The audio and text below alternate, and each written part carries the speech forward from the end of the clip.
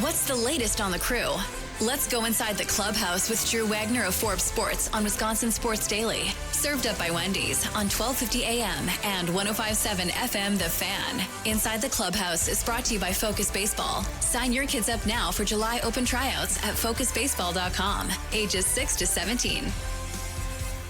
All right, our guy, Drew Wagner. Follow him on Twitter at @AndrewWagner. We have to chop this along so he doesn't miss talking to Shelby Miller for the leadoff show coming up today, powered by the Potawatomi Sportsbook from 6 to 7 with Tommy Wirtz. I don't want him to miss that. I got to get your thoughts on our poll question today. It's hard-hitting poll question as we've ever had. So Sean Casey, the former first baseman, on his podcast called the Brewers Fire Ants. So we put up a poll question as far as which one fits the Brewers in your mind. Sean Casey said the Brewers are fire ants. I said Jaguars, maybe a better description. Charlie went with ostriches. I don't know. And then the other one is other. You can pick whatever you like and comment below. What would you say, Mr. Wagner? I think fire ants is pretty good. Mosquito might be pretty good. Brewers just seem to be a pain in everyone's rear end. The way that they play, the way that they win, the fact that they're winning. So I think maybe mosquito would be the apropos term. Somebody else said mosquito too in the comments. Oh, really? Yeah. Okay, good. So Wagner's got another Twitter account. Do you have a burner account, Wags? You got like 7 burner accounts. All my insider action. Oh, good. Yeah. All right. Good. Give me those in the break so I can follow them. Hey, Wags, you're down there at American Family Field like you always are. So what is going on with Logan Henderson? Inflammation on the elbow. As Charlie pointed out earlier, that always tends to be a precursor to major elbow issues later on. What can you tell us about that? Yeah, that one kind of caught me off guard, too, when they announced it at 2 o'clock. We're going to talk to Pat Murphy in about an hour. That was the first any of us have heard about it. It's definitely something, I don't want to say concerning, but it's definitely something that kind of piques their interest. Hopefully it's just minor. But, yeah, when you're talking elbow, especially with a young guy, you start to get nervous. The other thing I'm interested in is Tobias Myers is called up. Now, I said earlier, and I think it's right, that I don't think Murphy really trusts Tobias Myers at this point this year as much as he did last year. So Murphy's decided that they're going to start Tobias Myers. What I'm kind of interested in is to see how much lack of trust there really is. Is this going to be one time through the lineup for Tobias, and then they piggyback him with somebody from the bullpen to go second time through the lineup, or does he trust them and let him get to the 5th or 6th inning coming up tomorrow? Yeah, I think it all depends on how well he gets through that first time through the lineup. We've had the same questions, too. Does Murph still have the trust he has in Tobias? Because he had a rather short hook when he came back up here earlier this year. I think it's all going to depend. If he blows through his first inning or two without much of a challenge, without nibbling too much, without tunneling too much, then I think they ride him for a little bit. If he's kind of tap dancing and that count's getting up there and he's not putting guys away efficiently, I think they have a quick hook. Talking with Andrew Wagner, Forbes Sports, as we go inside the clubhouse. Andrew Wagner down at American Family Field getting ready for Brewers and Mets tonight, looking like a probable sellout tonight for that one. You're going to talk with Shelby Miller coming up here briefly, the reliever the Brewers traded for at the deadline.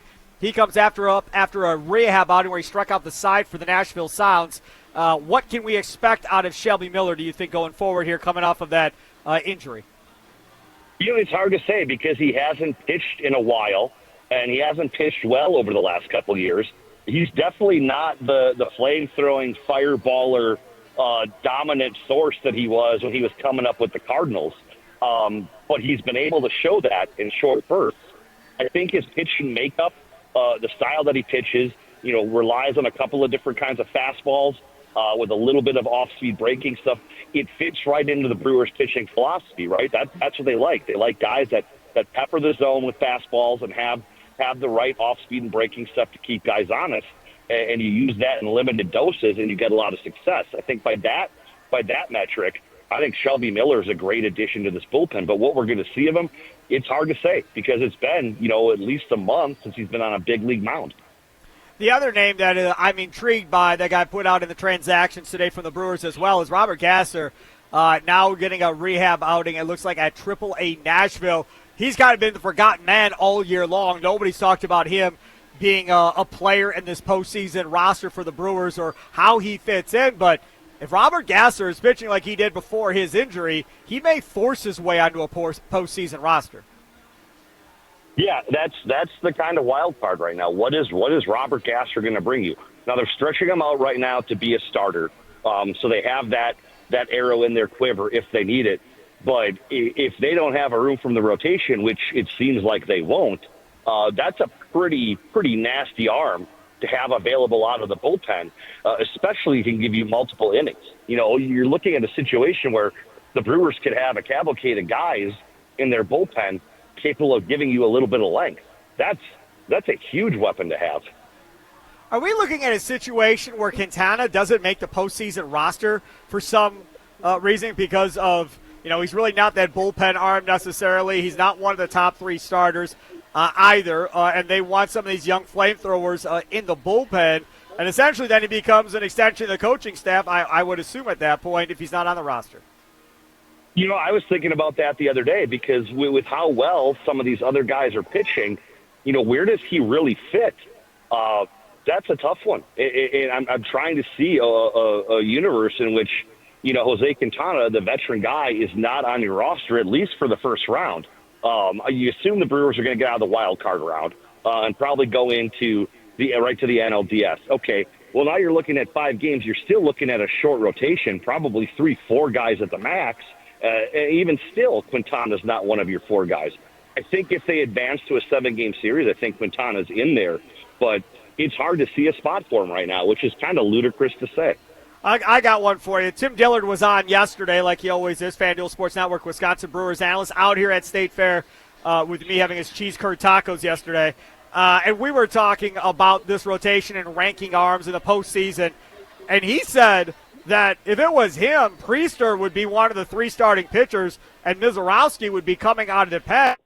If I take that a step further, could the Brewers justify starting Quintana as the 3rd starter and bringing Priester, who's pitched out of the pen, and bringing Mizorowski, both of those 2 guys out of the pen in a playoff series? I mean, it's not out of the realm of possibility. You're limited in what you can do with the pitching staff, because don't forget, along with the roster limits, you have the pitcher limits in there. I think it's like 12 or 13. Right. It's going to be really hard. That's what it comes down to. It is going to be really hard for Arnold and the front office and for Murphy to sit down and come up with a roster that's both the best team possible and fair to the guys that got you there. There are going to be guys that are going to have to be left out. He is Drew Wagner. We will let him run. He's got to get over to talk to Shelby Miller, hear that conversation along with Pat Murphy. He's going to talk here in a little bit as well. Both those conversations on our leadoff show, powered by the Potawatomi Sportsbook, coming up tonight, 6 o'clock, 1 hour before every game, before the first pitch. Tommy Wirtz with you, powered by the Potawatomi Sportsbook. Mr. Wagner, thank you so much. Go have some milk for me, buddy. I'll drink milk no matter the weather. I'm with you. Take care. There he is. He joins us on the Fan Guest Hotline, powered by Gruber Law. One call. That's all.